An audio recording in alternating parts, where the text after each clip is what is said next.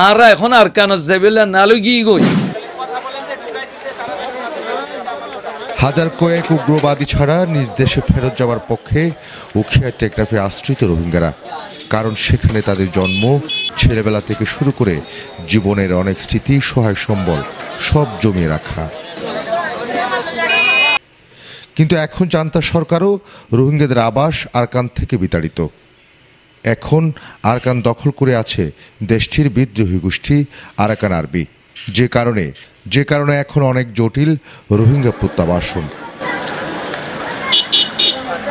এ অবস্থায় যখন বাংলাদেশ সফরের কর্মসূচিতে 1 লাখ রোহিঙ্গার সঙ্গে ইফতারের কর্মসূচি রেখেছেন জাতিসংঘের মহাসচিব অ্যান্টোনিও গুতেরেস, তখন আবার নতুন করে আশান্বিত হয়েছে বাংলাদেশে আশ্রিত রোহিঙ্গারা। তাদের নেতারা বলছেন, যত কঠিন হোক গুতেরেস এবার তাদের দেশে ফেরত পাঠানোর একটা পথ খুঁজে বের করবেন।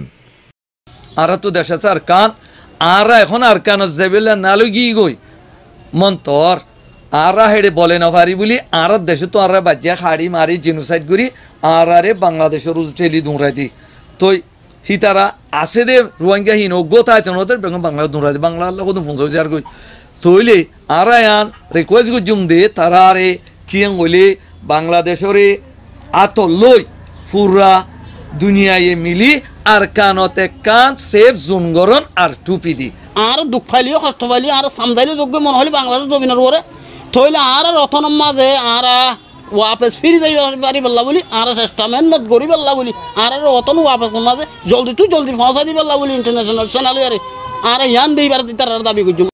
রোহিঙ্গারা আরও মনে করেন, বাংলাদেশের প্রধান উপদেষ্টা ডক্টর ইউনূস চেষ্টা করলেই তাদের দেশে পাঠাতে পারেন।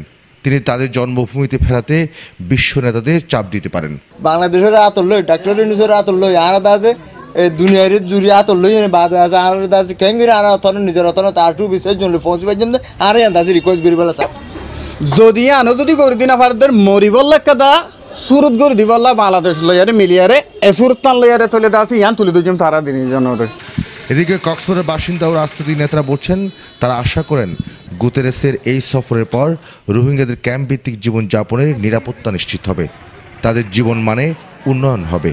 আমরা আশা রাখি আমাদের মাননীয় প্রধান উপদেষ্টা একজন ইন্টারন্যাশনাল ফিগার, উনি জাতিসংঘের মহাসচিবের সাথে বসে WFPর যে খাদ্য সহায়তা কমানোর যে চিন্তাভাবনা সে থেকে সরে আসার জন্য উনি প্রয়োজনীয় ব্যবস্থা নেবেন।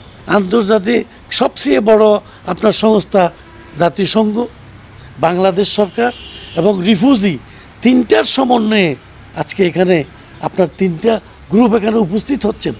আমি আশা করব একটা সমাধান এখান থেকে আসতে হবে, সেটা যেই সমাধান হোক।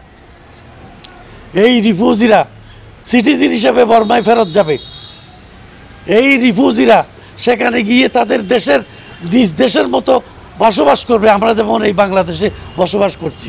শুক্রবার 2 বিশ্ব বরেণ্য নেতা ক্যাম্পের রোহিঙ্গাদের সাথে ইফতার করবেন, তাদের ক্যাম্প জীবন ও চাওয়ার কথা শুনবেন।